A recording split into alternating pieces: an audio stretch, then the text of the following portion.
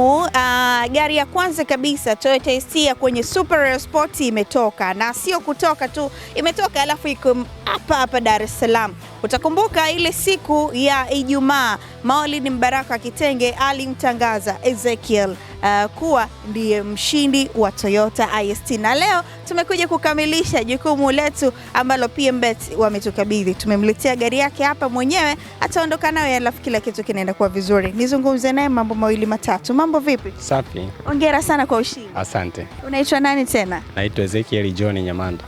Halo. Habari za jioni.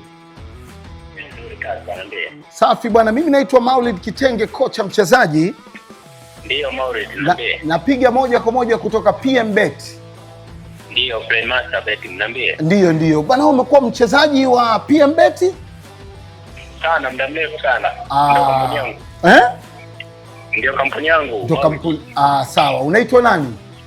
Naitwa Ezekiel John Nyamanda. Nyamanda, wewe ndio mshindi wa Toyota IST.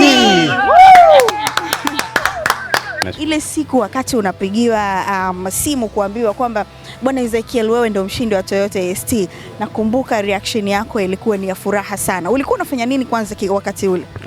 Wakati ule nilikuwa nimelala. Nikashangaa simu inaita. Saa 12 jioni umelala Ezekiel?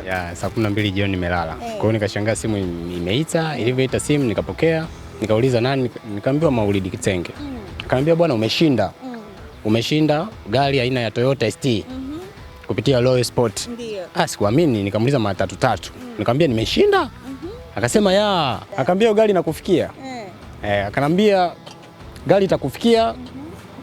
Sibili ufuate taratibu kutoka kwa manager wa masoko. Ezekiel anawini mwaka 2026. Kauanza vizuri kabisa kwa kuondoka na Toyota ST ya kwanza kabisa kutoka PMbet. Nafasi nawe bado unayo, kwa sababu magari bado yapo mengi na promotion inaendelea. Usisahau ni kila baada ya wiki 5 Toyota IST inatoka. Narudia tena, kila baada ya wiki 5 Toyota ST inatoka. Kwa hiyo hakikisha wiki 5 zinazofuatia Toyota ST inakuja nyumbani kwako wewe.